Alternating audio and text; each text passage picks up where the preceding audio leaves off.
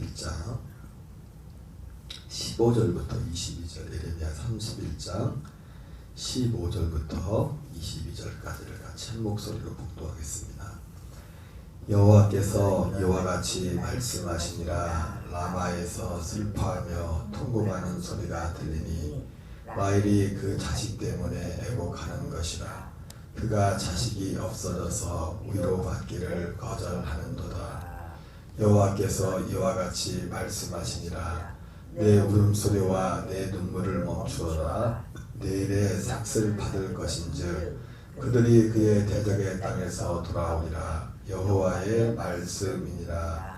너희의 장래에 소망이 있을 것이라. 너희 자녀가 자기들의 지경으로 돌아오리라. 여호와의 말씀이니라. 에브라임이 스스로 탄식함을 내가 분명히 들었노니 주께서 나를 징벌하심에 멍에 익숙하지 못한 송아지 같은 내가 징벌을 받았나이다. 주는 나의 하나님 여호와이시니 나를 이끌어 돌이키소서. 그리하시면 내가 돌아오겠나이다. 내가 돌이킨 후에 뉘우쳤고 내가 교훈을 받은 후에 내게 볼기를 쳤사오니 이는 어렸을 때의 치욕을 짐으로 부끄럽고 욕됨이니이다 하도다. 에브라임은 나의 사랑하는 아들 기뻐하는 자식이 아니냐. 내가 그를 책망하여 말할 때마다 깊이 생각하노라. 그러므로 그를 위하여 내 창자가 들끓으니 내가 반드시 그를 불쌍히 여기리라. 여호와의 말씀이니라. 처녀 이스라엘아, 너의 이정표를 세우며 너의 편말을 만들고 큰 길 곧 내가 전에 가던 길을 마음에 두라. 돌아오라. 내 성읍들로 돌아오라. 반역한 딸아, 내가 어느 때까지 방황하겠느냐. 여호와가 새 일을 세상에 창조하였나니 곧 여자가 남자를 둘러싸리라. 아멘. 할렐루야. 오늘은 예레미야 31장 15절부터 22절까지 본문의 말씀을 중심으로 새 일을 창조하시는 하나님, 새 일을 창조하시는 하나님이라는 제목으로 하나님 말씀 전하도록 하겠습니다. 오늘 본문도 사실은 어떻게 보면 계속 반복되는 말씀입니다. 특별히 그 전반부 지금까지는 계속해서 예루살렘과 유다에 대한 회개와 심판을 촉구하는 그런 말씀들이 주를 이루었는데 이제 그 아직 유다와 예루살렘이 포로로 가지도 않은 그런 상황 속에도 하나님이 다시 이스라엘을 회복시킬 것에 대해서 약속하시는 그런 약속의 말씀들입니다. 그런데 구조적으로 보면은 단순히 오늘 말씀도 그렇지만은 하나님에 대한 약속만 있는 것이 아니라 그 약속 가운데 오기 위한 하나님의 그 이스라엘 백성, 지금 현실 자체가 이스라엘 지금 그 아직 포로로, 유다 예루살렘 같은 경우도 포로로 지금 완전히 망한 상태도 아니고, 그리고 또 그들이 포로로 끌려가고 망하게 되는, 징계를 받게 되는 그런 죄에 대해서 돌이킨 상황도 아니었습니다. 그래서 그런 상황 속에서 하나님께서는 그들을 향한 어떤 회복에 대해서 말씀하시면서 또 회복을 말씀하는 것뿐만 아니라 오늘 말씀 가운데 그들을 향해서 회개를 촉구하는 그런 말씀들이 그런 구조로 되어 있습니다. 예레미야 30장에도 보면 거의 비슷한 구조로 나와 있죠. 그 특별히 31절에 보면은 이 30장 11절에 보면은 이 한 절 가운데 이러한 구조를 한 절에 담고 있어요. 이는 여호와의 말씀이니라. 내가 너와 함께 있어 너를 구원할 것이라. 너를 흩었던 그 모든 이방을 내가 멸망시키리라. 그럴지라도 너만은 멸망시키지 아니하리라 하면서 예루살렘과 유다 그리고 나가서 그 이전에 심판을 받고 흩어져 있던 이스라엘 모든 유대 민족들에 대한 회복을 말씀하시죠. 그러나 그 뒤에 그 회복을 말씀하면서 그 뒤에 그러나 내가 법에 따라 너를 징계할 것이요 결코 무죄한 자로 여기지는 아니하리라 그러면서 하나님이 그들이 그 회복하는 그런 과정에서 회복을 약속했지만 회복이 그냥 회복되는 것이 아니라 마치 그 에레미야 1장에 처음 에레미야가 하나님 앞에 부름을 받았을 때 그 부름의 소명이 있지 않습니까? 먼저 뽑고 파괴하고 그러나 다시 세우는 그 일을 하듯이 하나님이 회복시키고 다시 세우는 그 일에 있어서 그 이전에 어떤 과정이 있으면 그것을 내가 법의 단어를 징계할 것이다 이렇게 표현하고 있습니다.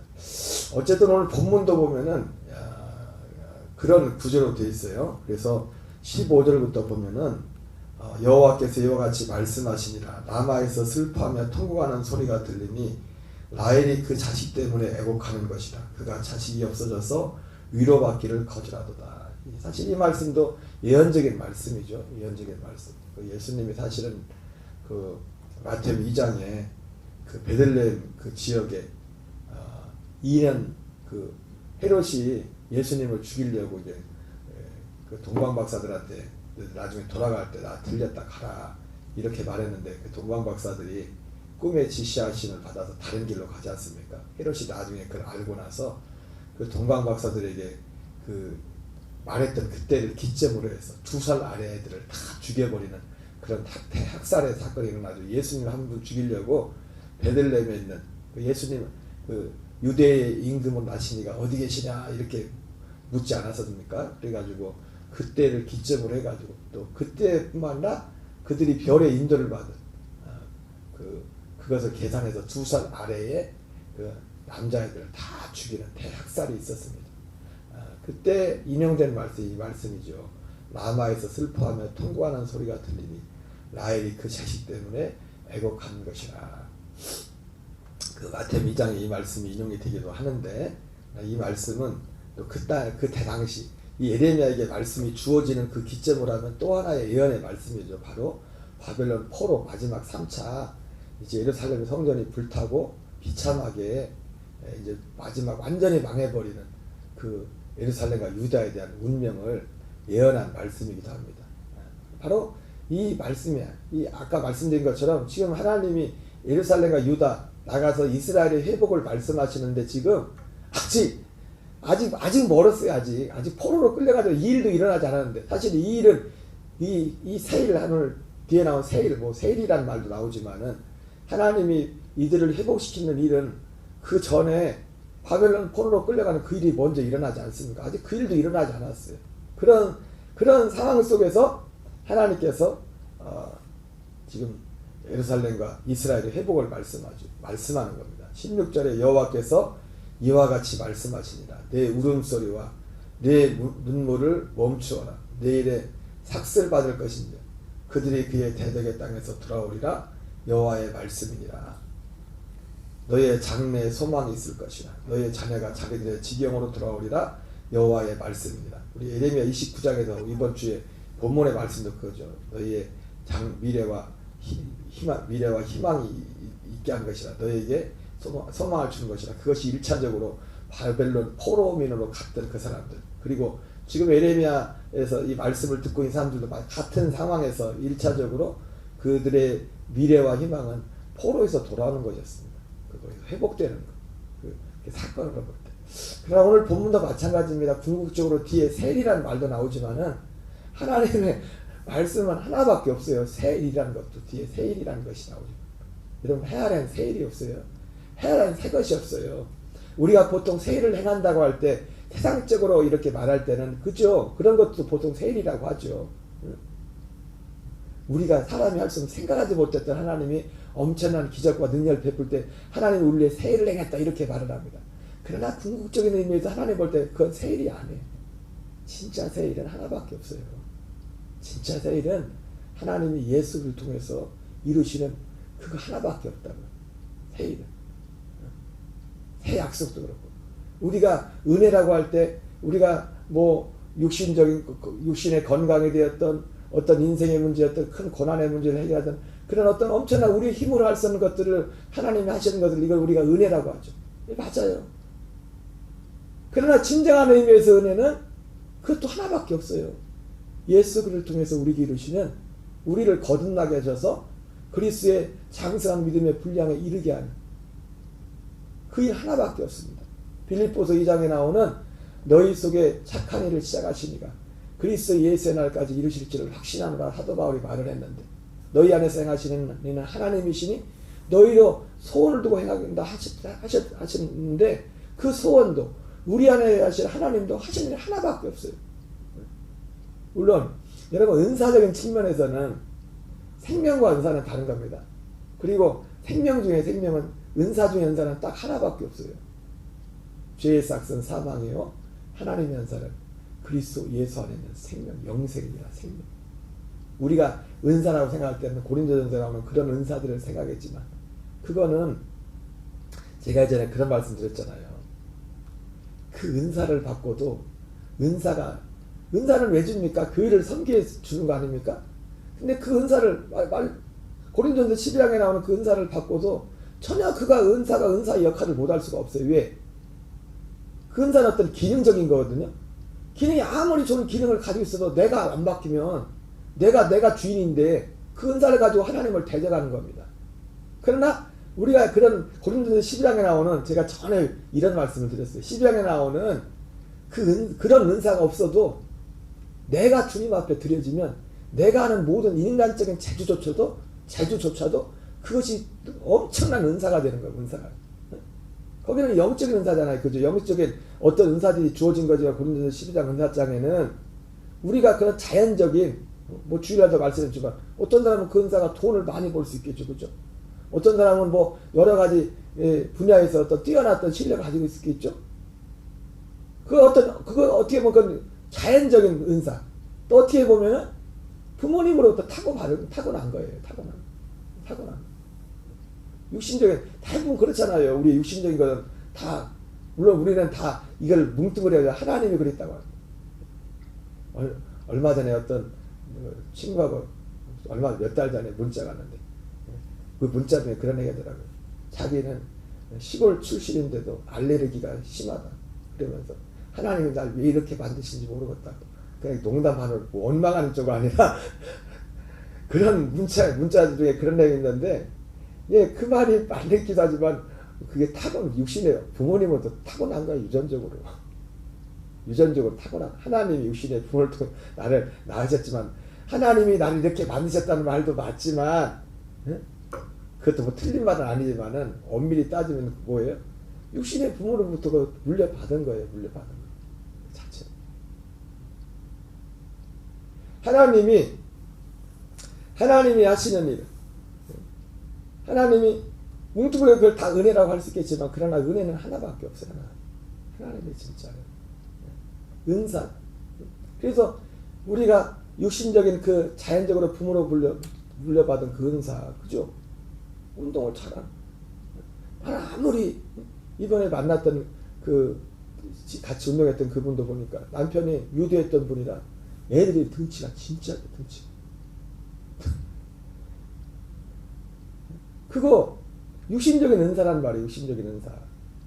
육신적인 거지만 내가 거듭나서 내가 그리스도와 연합하고 그분한테 드려지면, 그러니까 어떤 면에서 보면 그 성경에서 그 말씀의 의미가 하나님의 은사는 그리스도 예수 안에는 영생이라는 이 말씀이 이 영생이란 이 한 생명 하나 이 자체가 진짜 은사가 진짜. 왜? 내가 그리스도의 생명을 내가 주님 앞에 드려지면 내가 가진 물리적인 모든 것들이 하나님 앞에 아름다운 그게 다 은사가 되는 겁니다.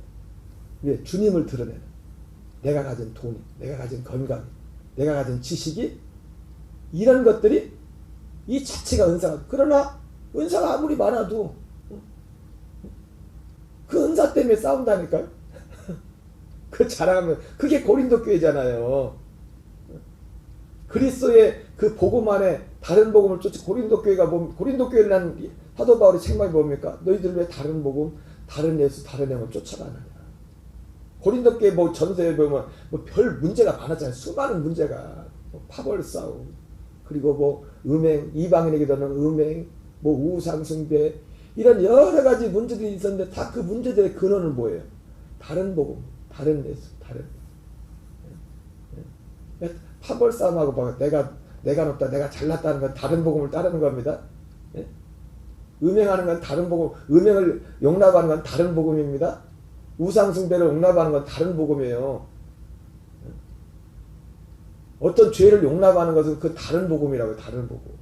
다른 복음. 다른 복음. 고린도 교회가 은사를 사도 바울이 은사를 얘기하는데 고린도 교회에 왜 은사장에 있을까요? 고린도 교회에 그만큼 은사가 많았다는 거예요. 성령의 은사가 많이 나타났다는 거예요. 근데 고린도 교회에 나타난 그 성령의 은사는 은사로서의 역할을 기능을 제대로 못했어요. 왜? 그 은사를 통해서 교회를 세우고 하나님을 드러내고 그 복음을 전파하는 통로가 돼야 되는데 그들에게 가장 기본 진짜 은사인 이 생명의 역사, 생명을 사는 갈라디아 2장 20절 이루어가는 이것이 되지 않아 버리니까 그 은사로서의 의미가 전혀 없는 거예요. 그러나 어떤 사람이 그런 성경의 고린도서 10장에는 그런 은사가 없을지라도 그런 은사는 나타나지 않을지라도 그런데 실제로 이 생명의 은사 가운데는 그런 은사가 다 있어요. 사실 그 안에 다 나타나게 돼 있어요. 모양은 다르지만 그런 겁니다. 그런 거예요. 뭔 얘기하다 여기까지 왔는지 모르겠지만 본질적인 걸 봐. 본질적인 거. 결국 은혜라는 것도 오늘 제가 세일 얘기하다 그랬죠. 세일. 결국 뭐 하나님이 세일을 행하겠다. 우리 세일에 대해서도 번역이 의미가 여러 가지가 있어요. 뭐 해석마다. 뭐 오늘 본문에 비추어서 약자가 약했던 지배를 받던 내가 세일을 창조했다. 여기에 대해서 약자였던 지배받던 그 약했던 이 이스라엘 민족이 강한 민족을 반대로 그들을 다스린다는 뭐 그런 의미로 해석하는 분들도 있고 어떤 분들은 이 여자가 남자를 세일을 창조하리라 그러면서 여자가 남자를 안으리라고 그렇게 풍물이라 그렇게 있지 않습니까? 이거 가지고 나온 이단도 있어요. 세일교회라고. 여자가 그래가지고 거기서는 아직 그냥 문자적으로 여자가 남자를 안으리라 하면서 그래서 뭐 요즘은 뭐 여자가 하나님 이걸 가지고 성적인 거 가지고 뭐 남자 하나님 여자 하나님 뭐 만드는 그런 사람들도 있고 있지만 그리고 또 초대교회적인 어떤 해석에서는 여자를 마리아로 해석하고 남자를 예수님 만약에 이 마리아가 예수님을 품는 그런 걸 뭐 묘사해서 어떤 그리스도의 구원적인 그런 것으로 이제 해석하는 분도 있습니다. 그러나 그런 걸 다 빼고라도 성경이 말하는 세일은 이제 지금은 이제 믿음이 온 시대거든요. 우리는 구약으로 살면 안 되는. 오늘날 사실은 문제가 뭐냐면 신약을 읽어놓고 목사님들이 다는 아니지만 저도 뭐 그럴 때가 있었습니까? 구약을 가지고 설교해요. 신약을 읽어놓고 신약을 설교하는 게 아니라 구약에서 인간적으로 아브라함도 이삭도 야곱도 아브라함 이삭 야곱도 결국 뭡니까? 결국 이 사람들 이 복음을 믿고 이 복음을 바라며 살았던 사람이에요. 근데 이 복음을 싹 빼버리고 인생으로 아브라함이 이렇게 복을 받았다. 요셉 봐라. 요셉이 이렇게 꿈꾸니까 꿈꾸는 대로 되지 않느냐. 다 상처인 거 가지고 그렇게 여러분 그건 세일이 아니에요. 세일은 딱 하나예요. 아브라함과 이삭과 야곱이 약속했던 그거 하나밖에 없어요. 그래서 아브라함과 이삭과 야곱도 동일한 약속을 받고 약속의 땅에 가나안 땅에 거하면서 그들이 장막 생활, 텐트 생활을 했다고 했어요. 그렇게 큰 부자들이. 물론 유목민이기 때문에도 그렇지만은 그 히브리서 11장 기자는 거기에 의도를 가지고 그 내용을 기록하고 있어요. 여러분 사도 바울이 말했던 것처럼 바울이 나는 풍부에 처할 줄도 알고 비천에 처할 줄도 알았잖아요. 그죠? 이 말의 의미가 뭐라 했어요? 여러분 우리가 진짜 믿음 있는 사람은요 부자가 돼도 문제가 안 생기고 가난해도 문제가 안 돼요. 무슨 말인지 아십니까? 왜? 그 사람의 삶의 그 목적 뭐냐면 부자냐 가난한 자가 목적이 아니에요. 그 사람에게 있어서 은혜의 기준은 내가 부자가 되느냐 가난하냐 그게 은혜의 기준이 아니에요. 그 사람의 은혜의 기준은 딱 하나예요. 자든지 깨든지 이 복음을 통해서 그리스도와 함께 사는 것 그것만이 그 사람의 은혜의 기준이에요. 그렇기 때문에 그 사람에 의해서 가장 큰 것은 그것이기 때문에 왜 사람들이 갈등을 하냐 다른 게 크기 때문에 그래요. 세상의 것이 더 크기 때문에 어떤 문제가 생기면 많이 가지면 그 가진 것 때문에 문제가 생기고 갖지 못하면 그것 때문에 문제가 생기는 거예요. 왜요? 그게 목적이니까. 그게 더 크니까. 무슨 말인지 아십니까? 그러니까 바울이 모든 것의 일체의 비결을 배웠다는 건 뭐냐면은 바울의 삶의 목적 자체, 표대 자체가, 그래서 제가 자주 드렸던 말씀이 그거 있지 않습니까? 사람이 교만한 것도 죄지만 낙심하는 것도 똑같은 죄라고. 왜 교만합니까? 뭐 때문에 교만해요? 뭐 때문에 낙심해요? 제가 주일날 근심도 어제도 그 근심도 근심 나름 했지만 뭐 때문에 근심해? 뭐 때문에 교만합니까? 사람들 대부분 세상 것 때문에 교만하잖아요. 뭐 때문에 낙심해요? 세상 것 때문에 낙심하잖아요. 제가 주일날도 말씀드렸지만 우리가 세상에서 교회로 처음 올 때는 근심도 세상 근심 때문에 옵니다. 그거 뭐라고 안 씁니다. 그리고 그 근심의 문제를 하나님 앞에 나와서 부르짖고 해결해달라고 기도하는 거 전혀 이상한 거 아니에요. 그러나 우리의 믿음은 거기서 멈춰버리면 우리는 사실 믿는 게 아니에요. 근심도 근심 나름이랬죠. 사망에 이르는 근심이 있고 우리로 하여금 생명의 구원에 이르기는 회개, 근심이다. 그 근심은 우리로 하여금 회개케 하는 마음, 그 근심. 그 연예인 중에 엄모 씨라는 여자 유명한 연예인이 계신데 그분은 자기가 그러다고 아무도 자기한테 전도하는 사람이 없을 때 그리고 자기도 누가 봐도 뭐 너무 잘나가고 그러니까 본인도 전에는 그런 생각도 없었고 아무 문제가 없었는데 어느 날 갑자기 그런 마음이 들더래요. 내가 하나님 앞에 나가지 않으면 안 될 것 같다. 하나님을 믿지 않으면 갑자기 그런 어떤 절박한 환경적으로는 전혀 아무 문제가 없어. 너무 잘 되고 있는데 마음에 그분이 신앙을 갖게 된 그 어떤 동기에 대해서 말하는데 그 얘기는 근데 아무도 자기한테 사람들 볼 때 가끔 보면 그런 분들 계시지 않습니까? 여자분들 중에서 정말 미인인데 혼자 사시는 분. 이 사람들이 왜 그러냐고 봤더니 사람들이 너무 생각하기를 하는 저 사람은 사귀는 사람이 너무 많을까 예쁘니까 그래가지고 아무도 그 사람한테 가서 프로포즈를 하거나 하려고 그런 생각 그런 일이 있을 수 있겠죠, 그렇죠? 없어요? 내가 그런 사람이 돼보지 못해서 그런가? 그런 것처럼 자기한테 아무도 전도를 하지 않은 거예요. 왜? 저렇게 부족한 게 없고 저렇게 완벽한 사람이 예수 믿을까? 믿으란 말이 통할까? 그래서 그런지 그때까지 아무도 자기한테 교회 나가자는 사람이 아무도 없었대요. 실제로 그래서 인생의 세상적으로 볼 때는 부족한 게 아무것도 없었고 뭐 아쉬운 게 아무것도 없었는데 어느 날 갑자기 혼자 마음속에 하나님 앞에 나가지 않으면 안 되겠다. 요즘 누가 전도를 하지 않더라도 뭐 사방의 교회고 뭐 그런 것도 있으니까 그 동기가 그래서 이제 신앙생활을 했노라고 뭐 그 과정은 뭐 여러 가지 과정은 있지만은 하나님이 우리들을 바로 그런 마음의 근심을 좀 근심 우리에게 새 일을 행하시는 그 하나님 여러분 새 일은 하나밖에 없어요. 뒤에 이제 바로 뒤에서 새 언약이 나오지만은 결국 새 일은 그거 하나밖에 없다. 그거 하나밖에. 그러니까 우리가 이 세상에서 나오는 우리가 아까 처음에 말했던 새 일 하나님 우리를 위해서 새 일을 행하셨도다.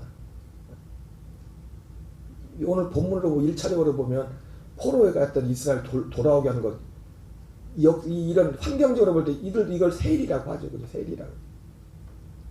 우리의 삶 속에 이런 새 일이 어마어마하게 막 많이 일어날지라도 우리에게 진짜 이 새 일이 일어나지 않으면 그 아무 의미가 없어요. 나중에. 아무 의미가 없어요. 우리를 하나님 그리스도 안에서 우리를 거듭나게 하셔서 그리스도의 장성에 이등에 이르기까지 우리가 생명 안에서 자라게 하는 하나님의 이름 이거 하나밖에 없어요. 하나님이 진짜 하시는 이름. 바울이 말했던 것처럼 하나님이 우리를 향한 생각은 뭐라고 했어요? 눈에 보이는 게 아니랬잖아요. 궁극적으로는 그리스도가 다시 오시는 그날에 부활의 몸을 입는 거죠. 그 부활의 몸을 입으려면 어떻게 됩니까? 생명의 부활의 몸을 입으려면 그 생명의 부활의 몸을 입는 것이 우리들의 기업이랬잖아요. 부활의 몸을 입고 그 영원한 천년천국과 그 위에 영원 천국에 들어가 사는 것, 이것이 우리의 기업입니다. 그 기업의 보증이 뭡니까? 히브리서 9장 15절에서는 새 언약 안에 사는 것이, 새 언약이 그 영원한 기업의 약속이라고 했어요. 에베소 1장 13절 14절에서도 약속의 성령으로 인치심을 받았습니다. 그러니까 약속의 성령 인치심을 받은 것, 이거하고 새 언약이 이루어진 것하고 똑같은 거예요. 그래서 에베소 1장 13절 14절에서 우리는 영원한 기업에, 거기서 히브리서에서는 약속을, 기업의 약속을 얻게 하기 위해 약속이란 단어를 쓰고, 에베소 1장 13절 14절에는 보증이란 단어, 보증, 약속의 보증.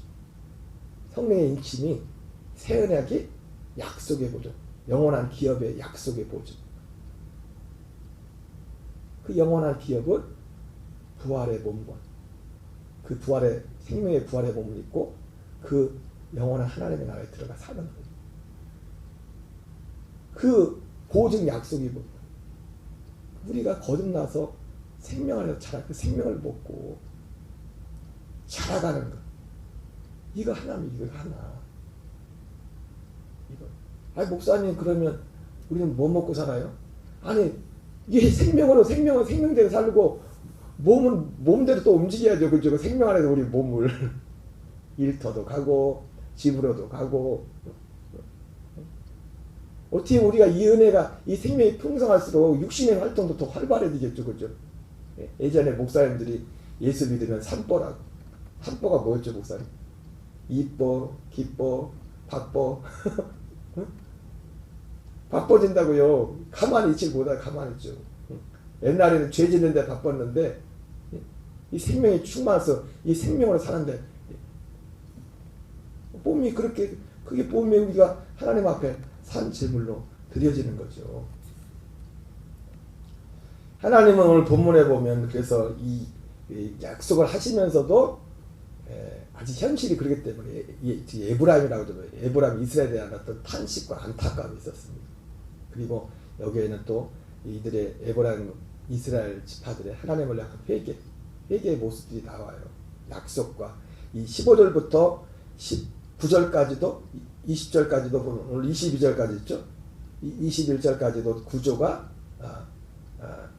약속과 회개의 축복가 나오고, 그리고 마지막에 이제 20절, 21절, 22절에도 전혀 이스라엘아 돌아오라, 돌아오라. 지금 약속을 말씀하시면서 돌아오라, 돌아오라 말씀하시고, 22절도 마찬가지입니다. 반역한 딸아, 반역한 딸아라는 표현을 쓰는 것도 보니까 돌아오라, 돌아오라 그러는 거죠. 그런데 어느 때까지 방학입니다. 지금 아직 그런 상황에서, 아까 처음에 서두에 말씀, 이런 상황 속에서도 하나님은 지금 이스라엘과 예루살렘을 향해서 회복을 말씀하십니다. 아직 지금 큰 것도 아직 오지도 않았는데, 하나님의 생각은, 하나님도 막 마음이 급한 건지, 그 마음이 우리가 떡줄 사람은 생각지도 않는데 김치국도 마신다는 것처럼 그런 속담도 있지만은, 아직도 모르는데, 하나님은 무슨 말씀이에요? 하나님의 마음은 아직도 모르는데도 하나님의 마음은 오직 여기 하나밖에 없어요. 여기 하나. 그러니까 새 일을 세상에 창조했나니 곧 여자가 남자를 둘러싸리라. 요 뒷부분은 뭐 해석에 여러 가지 의미가 있겠지만, 결국 이 새 일이란 단어, 새 일은 하나밖에 없어요. 새 일은 어떤 인간사 그것이지 않네. 그것이 아니라, 왜 여러분 어쩌면 이때 이 땅의 것들은 다 하나님의, 사도 베드로가 말했던 것처럼 다 불타 없어질 것들이에요. 우리 철력 중에서 장망성이라잖아요. 물론 살아가는 동안에는 잘 이루어 살겠지만, 결국 하나님의 뜻은 이 지금 눈에 보이는 여기에 있는 게 아니에요. 우리 한 사람 한 사람에게 있지. 하나님이 행하는 새 일은 오직 사람에게다. 사람. 우리 사람들을 오늘 한날도 새 일을 창조하시는 그 하나님의 은혜 가운데서 우리의 혼이 잘된 같이 범사가 잘되고 강건한 은혜가 있기를 모든 사람들 이 자리로 이끄는 저 여러분들이 그 통로가 되기를 주의 이름으로 축원합니다. 우리 주기도